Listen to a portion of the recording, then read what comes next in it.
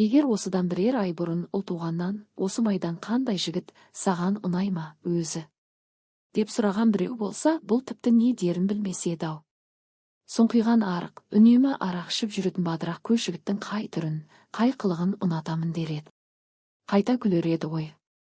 Әжуа қылар еді, ал ендігі күйі мынау, дүниедегі ең жақыны, ең ардақтысы майдан ғана, жатса тұрса соны ойлайды. Жаңа киімдерін киініп, қолына түйіншек ұстаған ұл туған сәскелікке келетін автобуспен аудан орталығына жүріп кеткен. Жол бойы майдан жайын ойлаумен болды, кінәлі ол емес, оның басын шатып қойған бұл ғой, қамау керек болса, мұны неге қамамайды, ешбір өкінішсіз, артына қайрылмастан кете берер еді ғой. Кімі қалып барады артында қарайлайтындай. Тек майдан босаса, сол байғұстың көңіліне қаяу түспесе, бұған сонан артық не қуаныш, не бақыт керек. Қазір ауданға жетісімен бұл тура милиция бастығына барады. Бар жайды, еш бүкпесі соған тура баян ететте, өзін қамауды, майданды босатуды өтінеді. Жылап отырып алады, бірақ қайтсе де майданды босатып, орнына өзі қалады. Автобустан түскен бойда ол милиция бөлімінің қай жерде екенін сұрап алды да, асығыс басып сонда тартты. Ыстық күнде қоңырсық лебі жүректі қапқан асфальт көше былқ-былқ етіп майысып, жүрісін ауырлатып жіберді. Сәлден кейін иіс қоңыспен зыңылдаған ыстықтан басы айналғандай боп кетті. Көзі қарауытып, екі өкпесі кеудесіне сыймай, лоқси бастады. Бүкіл өне бойын зіл бірдеңе төмен тартқандай. Бетім ай жүкті боп қалған ба? Деген ой осып жіберген. Қорқып кетті. Анада жердегі бағанға барып, буын-буындарының дірілі басылғанша сәл сүйеніп тұрды. Үреймен қатар шым-шымдаған қуанышта оралды. Милицияға бұл келгенде түскі үзіліс кез екен. Бастық жоқ боп шықты. Әуелде жылы шыраймен амандасқан жылпылдаған жылтыр қара кезекші жігіт мұның майданды іздеп келгенін естісімен түсі күрт суып сала берді. Кішірек көзі тесірейіп, өңменнен өтіп. Кімі боласың? Әйелсің бе?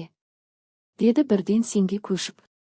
Зәресі ұшқан ұл туған жоқ деуге де, я деуге де аузы бармай, болар-болмас қана басын изегендей болған.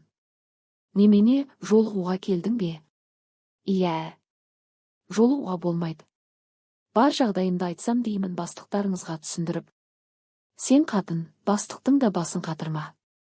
Әбден дағдығып алғансыңдар, пит етсе ұрды соқты деп, милицияға хабарлап, артынан жылап-сықтап келіп жүргендерің өстіп. Ол мені ұрған жоқ. Мені де ұрған жоқ, ендеше. Бар, қайт үйіңе 15 күннен кейін бірақ көресің. Кезекші мұнан әрі сөйлеспейтін түр көрсетіп кейін бұрылып кетті. Ұл туған сыртқы есік сыртына шығып, милиция бастығының келуін далада отырып күткен. Бірақ қанша сарылып күткенімен ол кісі түстен кейін жұмысына келмеді. Бір кезде әлгі кезекші милиционер ашық терезеден басын шығарып, бастықтарының бүгін ертең келмейтінін, тығыз бір шаруамен жол жүріп кеткенін айтты. Әбден қажыған, қаталап шөлдеген ұл туған мұнан кейін де майданға жолығуға әрекеттеніп көрді де, ақыры одан ештеңе өнбесіне көзі жеткен соң кешкі автобуспен ауылға қайтты.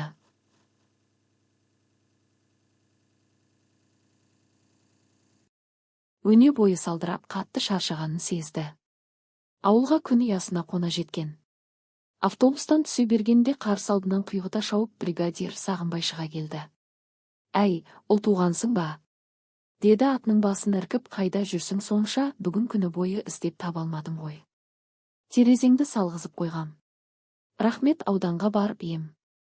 Әлгі майданды қамап қойып ба? Көре алдың ба? Жоқ. Байғұс-ай. Ал енді өзің жұмысты ұмытқаннан саусың ба, осы? Үйде отыруың жетті емес пе? Әкесін қанжығасына байлап жүрген ешкім жоқ, бәріміздің де әкеміз өлген. Тіршілік қамына кіріссеңші. Ертең-ерте анау қоғалы бұлақтағы пішенге барасың. Дайын бол. Мақұл, тек бастық шақыртқан еді, со кісіге жолығайын. Жолығатын дәнеңе жоқ. Жұмыстан қалмай жүріп кет. Бастыққа мен өзім айтармын. Соңғы сөзін жүре сөйлеген Сағынбай шаба жөнелді. Ұл туғанның көңілі едәуір сергігендей боп қалды. Шынында да жұмысқа шықпағаныма көп болыпты-ау деп ойлады, тіршілік қамын ұмытыппын ғой, мүлде.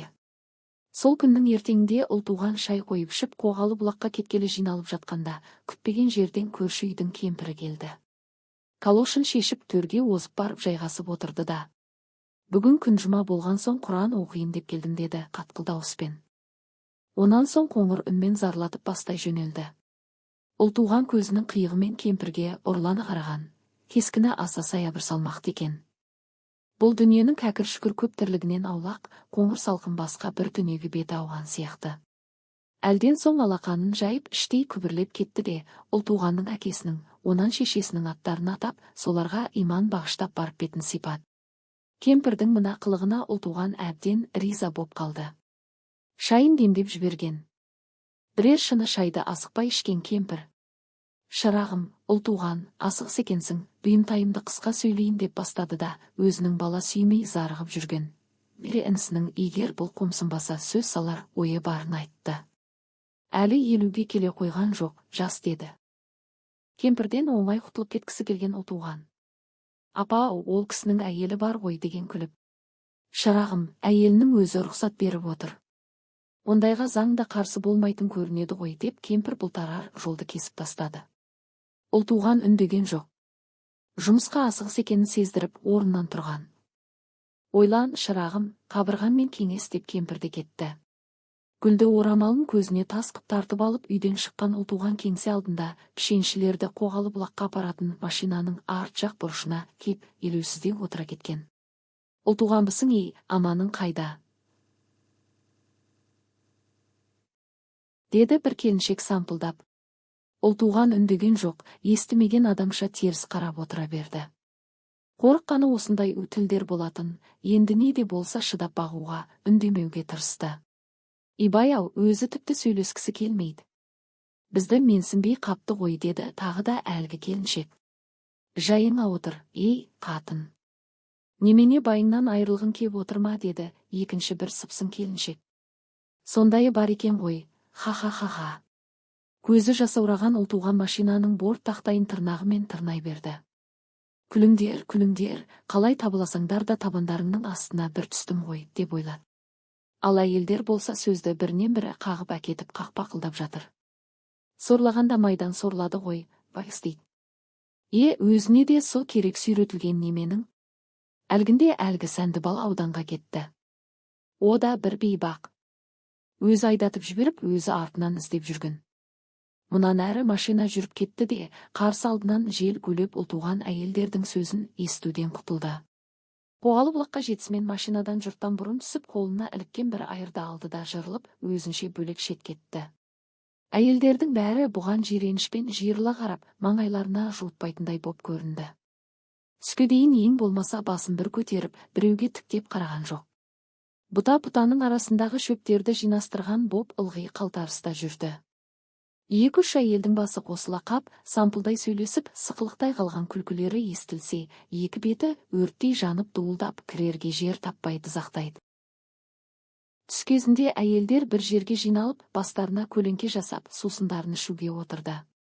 Әрқайсысы үйлерінен алып шыққан қарынға, торсыққа құйған ашыған көже, қымыз айрандарын ортаға қойған. Ұлтуған болса басына байлаған орамалын жуған боп бұлақ басында жалғыз қалған. Ел құсап үйден айран алып шықпап еді. Асығыста қағазға орай салған бір жапырақ нанды суға матырып жеп отырған. Осы кезде әйелдердің бірі: әлгі ұлтуған қайда? Деді дауыстап, ибай-ау, неғып қашақтап жүр бізден? Сөйтіп еді екінші әйел бірдеңе деп күңкілдей сөйлеп оған жауап берді. Оған сендердің не шымбайларың күйіп барады? Жә сандалмаңдар, деді әлгі бірінші әйел өктем үнмен жеки сөйлеп, бір айттыңдар болды ғой. Жаман қар, мықты болса Сәндібала неге байын тыйып алмайды? Қойыңдар ондай сөзді. Ұлтуған. Әй, ұлтуған. Ау, жүр бері. Қазір. Бол, жүр енді. Онысы не? Кінәлі болсаң да Сәндібаланың алдында кінәлі шығарсың, жүр бері. Өмірінде біреудің өзіне аяушылық білдіріп, мүсіркегенін сезсе жарылып кетердей боп намыстанатын ұлтуған. Мынау әйелдің мынау мүсіркеуіне жүрегі езіліп, мүлдей егіліп кетті. Көзі жасаурап, тамағына өксік тығылып үндей алмай қалды. Әй, ұлтуған. Қазір, деді әлсіз қырылдап. Бұл келгенде әйелдер сөзден су сепкендей тыйылып, сусындарын ішуге кіріскен.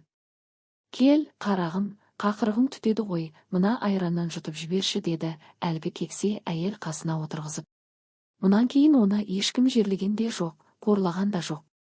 Тіпті мұның бар жоғына да көңіл аударған жан болмады. Бұған айтылар зәрлі сөз де тыйылды. Бәз баяғы қалып қайта орнады. 3 күннен кейін жауын жауып, пішеншілер үйде қалған. Түске жақын жауын саябырлаған кезде ұлтуған қант шай алу үшін дүкенге келді. Ойламаған жерден ораққа кездесті, мүлдем семіріп кетіпті, ырсылдап дем алады. Күн жауынды салқын болса да өзі қара терге түсіп ыршылдап тұр. Ішіп алса керек, ұлтуғанды көріп қызара күлімсіреді. Сәлемет пе, ұлтуған әкейдің қазасының қайырын берсін деп көңіл айтты. Онан соң жақындап кеп қол берді. Қолы добалдай жұп-жұмсақ, майлы екен. Ұлтуған бір түрлі секем алып тітіркеніп қалды. Орақ болса ауылдан жырақ, шалғайда жататындарын, аяқ асты бір жол болмаса, келе алмайтындарын айтып біраз ақтала сөйледі. Өзі орынды орынсыз ырқ-ырқ етіп күле береді. Ұлтуғанға оның мына түрі де, мінез құлқы да ұнаған жоқ. Тіпті бір кездегі өзі ғашық болған орақ осы деуге дәті барар емес. Орақ кейін бұрылған кезде шегін тартты, құдай-ау, осындайда жалпақ адам болады екен ғой. Сұмдық-ай. Үйге қайтып оралған соң әлгіндегі орақпен кездесуін есіне алған. Жігіттің добалдай майлы қолы көңіл айтқан кездегі қызара тешіп күлгені есіне түскен. Түу, ноқай ғой, сол күйі, ноқай екен ғой, байғысай. Мен де соны жігіт деп есіме алып өкініп жүрмін-ау, ұяттай. Деп өзін өзі жерлеп алды, онан да байсыз-ақ өтейін де. Біреу терезені қаққандай болған, ұлтуған шошып оянды. Үйдің іші тас қараңғы екен. Түннің ортасы болса керек. Рас қақты ма, әлде түсінбе дегенше болған жоқ, терезені біреу тағы да ақырын ғана шертіп тықылдатты. Ұлтуған, мен ғой. Мұнан әрі ұлтуғанның төсектен қалай атып тұрғаны, есікті қалай ашқаны, Майданның мойнына қалай асыла кеткені есінде жоқ. Майданның өсіп кеткен сақал мұртында елемет. Сыртқы есіктің көзінде құшақтады да тұрып алды. Тоқташы, ұлтуған, ішке кірейікші. Менің үсті басым кір. Мейлі, мейлі. Онан соң жігіттің бет аузынан шөпілдетіп сүйе бастады. Мейлі кір болсаң да сүйем сені.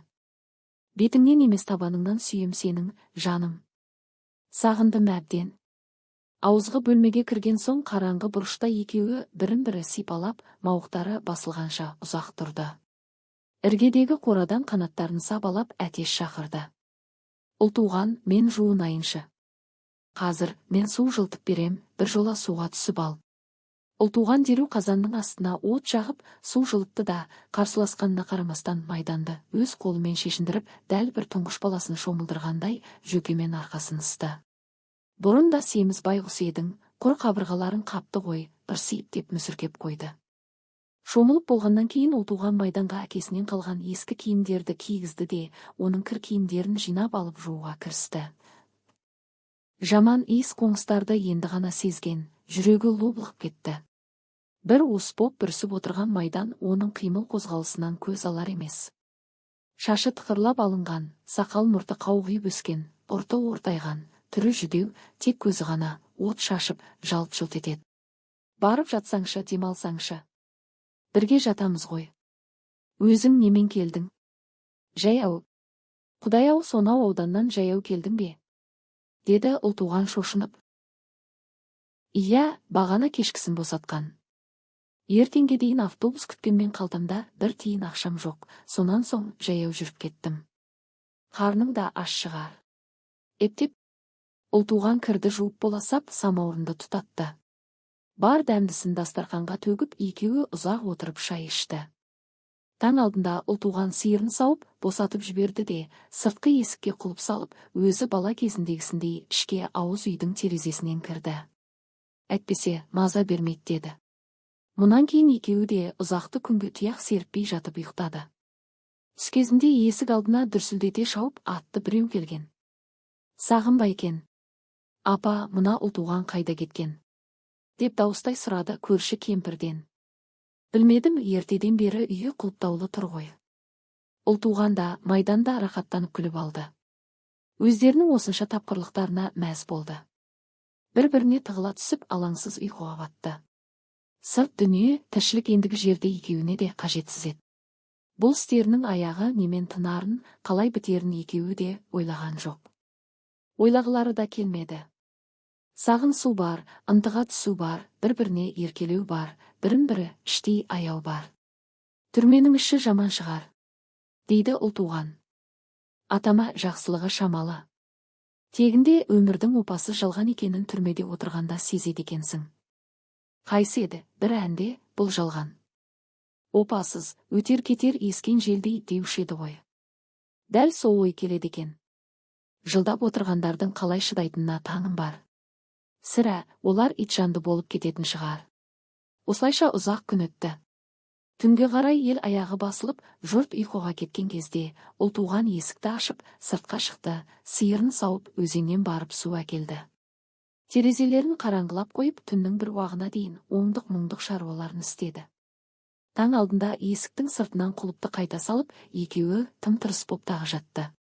Тағы ұйқы, сыбырласа сырласу, бірін-бірі жақсы көріп ел жүреу, бірін-бірі аймалау. Бұл дүниеде тек екеуі ғана бар, екеуінің ыстық махаббаты ғана бар. Мейлі күндер өте берсін, мейлі дүниені өрт қаптасын, екеуі үшін бәрібір. Шатырлап жанып кеп аспан екеуін осы жатқандарында басып қалса қандай жақсы болар еді. Бұл күнде ұзақ өтті. Көшеден дабыр-дұбыр сөйлесіп, жұрт жүреді, бұзау мөңірейді, ит үреді, тауықтар қыт-қыттайды. Екінші күн екеуі де сыртқа шығып, қол ұстасып ауылдан ұзап, далада қыдырыстады, таза ауада бойларын жазды. Шық түскен көк шөпке отырып, алдағы тіршіліктерін сөз қылды. Ауылдан кеткеніміз жөн болар деді Майдан, мына Қарасайға барып мен темір жолға, жұмысқа кірем. Қаласаң сен де жұмыс істерсің, әйтпесе тіпті үйде отыр. Асырай алмай бара жатқан кіміміз бар. Саған уақытында тамақ пісіріп қойып күтіп отырсам ғой. Иә. Шынында да мен сен үшін тамақ пісіріп күтіп отырғаннан өзге ештеңе тілемес ем, Майдан. Не? Мен екі қабатпын. Ас айтасың ба? Жаным-ау, менің тілегім сол еді ғой. Енді болды, енді бір-бірімізден кете алмаймыз. Өмір бойы бірге боламыз. Түу, тоңып қапсың ғой. Жүр қайталық. Шығыс жақ баяу ғана қылаңыта бастады. Қараңғылық ыдырап, төңірек бозаң тартты. Ең әуелі, бытпылдық оянады екен, әр тұстан бір-біріне хабар беріп бытпылдықтай бастады. Келесі күні ең ұзақ күн болды. Уақыт мүлдем жылжымай қойды. Алғашқы күнгідей ұйқыда жоқ. Түс кезінде екеуінің де ұйқылары қанып оянды да, содан кешке дейін үй ішінде сенделіп жүрді де қойды. Екеуі де сығалап берде астынан далаға қарайды. Болымсыз нәрсені қызықтап сөз қылады. Мына көрші кемпірдің атақазы лақты қуып жүр деп күледі ұлтуған, Майдан болса дүкен жаққа қарайды. Әне, сағынбай кеп атынан түсті дейді. Майдан сені сәнді бала іздестіріп жатқан шығар, 2 күннен бері қайда жүр деп. Іздестірсе тауып көрсін. Екеуі де қосыла күледі. Сәлден кейін ұлтуған ойлы күйде күрсіне сөйледі. Бүйтіп қашанғы тығылып отырамыз, бәрібір табады ғой деді. Осы сәтте екеуі де бір-біріне тура қараудан тайқып, шырықтарының бұзылар шағын үреймен естеріне алды. Көңілдері жүдеп сала берді. Майдан, осы сенің неше балаң бар? 4 мейлі, тіпті 10 болса да, енді қайтып сәнді балаға бармаймын. Ал мен сені барам десең де жібермеймін деп ұлтуған оған еркелей асылды. Енді екеуі де күннің тезірек батуын тіледі. Кешегідей қырға шығып, таза ауада қол ұстасып жүруге асықты. Бірақ ол ойлағандары болмады. Кешке қарай аспанды тұтасқан қара бұлт торлап, жарқ-жұрқ найзағай ойнап, дауылдатқан нөсер жауын жауды. Содан түні бойы бір толастаған жоқ, селдетіп құйды да тұрды. Тек ертеңіне түске жақын ғана басылды. Ұлтуғанда Майданда даланың тұнжыр қабағынан еңселері түсіп езіліп, ішқұса күйге түскен. Түсте күннің көзі бұлт астынан жарқ етіп шыға қалған кезде қуанып кеткен ұлтуған. Түу, тамашасын-ай, далаға шығайықшы деді шыдай алмай. Сен шығып біраз жүріп қайт. Сен ренжімейсің бе? Жоқ, тек сыртымнан жауып кет. Онда мен біраз барлау жасап қайтайын, дүниеде не боп, не қойып жатыр екен. Сұрағандарға қалаға барып қайттым деп қоям. Жауыннан кейін дүние тегіс жуылған, мөп-мөлдір таза еді. Аспандағы жел қуған бұлттар тоз-тоз боп ыдырай жыртылып, жөңкіп барады. Тысқа шыққан бойда ұлтуғанның көңілі алып ұшып, өзінен өзі бір жаққа барғысы, жүргісі кеп кетті. Қайда барса? Айтпақшы, дүкенге баруына бола. Майданға бір жарты әкеп беріп, бір қуанысында. Ішпегеніне көп болды ғой, бір жасап қалар. Сөйтіп дүкенге қарай жүрді. Көше бойы есік терезелерінен сығалай қалған қатындардың бірде-біріне пысқырып та қараған жоқ. Кеудесін тік ұстап ерегескендей аяғын алшаң басты. Бұға берсең, сұға берет дегендей жұрттың басыны балатын әдет емес пе деп қойды. Дүкенде көп ешкім жоқ екен. Бір-екі бақташы жігіт ара қалып тұр, және топырлаған бір ұсақ балалар жүр. 6-7 шамасындағы қара домалақ баланы қоршап алыпты. Оның қолында 2 бос бөтелкесі бар, сатушыға ұсынып тұр. Кәмпит беріңізші дейді тақылдап. Сенен бөтелке алмаймын. Апаңның өзі әкеп өткісін деген сатушы. Апам ауырып жатыр деді бала. Ауырып жатыр ма? Онда амал жоқ деп сатушы бөтелкелерді алды да, арзан конфеттен өлшеместен бір уыс қып балаға ұстата салды. Ендігәрі бөтелке әкелме, сенен алмаймын деді, ескертіп. Енді үйде бөтелке жоқ. Балалар шығып кеткен. Өзі бір тақылдаған сүйкімді бала екен деді, еріксіз жымиған ұлтуған, соңынан сүйсіне қарап. Әлгі Майданның баласы ғой, дей салды сатушы. Ұлтуғанның жүрегі зырқ ете түскен. Не істеп, не қоярын білмей, бет-жүзі дуылдап атып сыртқа шықты. Балалар дүкеннің алдында конфетті бөлісіп тұр екен. Қайсысы еді, әлгі бала? Анау екен ғой. Бала, сенің атың кім? Сайлан. Апаңның ауырып жатқаны рас па? Рас, бағана үйге дөктір келген, жүрегі ауырады дейді. Балалар бірін-бірі қуып жарыса жөнелген. Ұлтуған есінен таңғандай сілейіп тұрды да қалды. Әлгіндегі алып ұшқан көңіл, қуаныш атаулылар түте-түтесі шығып, ілезде ғайып болған еді. Енді ені салбырап, сүмірейіп кейін қайтты. Тура Майданның үйіне қарай бет алды. Не де болса сәнді баланың өзін көру керек. Майданның үйі осыдан 3-4 жыл бұрын өзі бригадир болып жүргенде салған 4 бөлмелі верандасы бар, үлкен үй еді. Ұлтуған келгенде жасы 10 шамасындағы шашы жалбыраған қыз бала верандада кір жуып отыр екен. Майданның тұңғышы осы болу керек. Өңі Майданға да, сәнді балаға да ұқсайды. Жуып отырғаны кішкентай інісінің киімдері. Апаң үйде ме? Қыз ұлтуғанды көріп сәл тіксініп қалған. Есі кірген бала ұлтуғанның кім екенін іштей сезетін сияқты.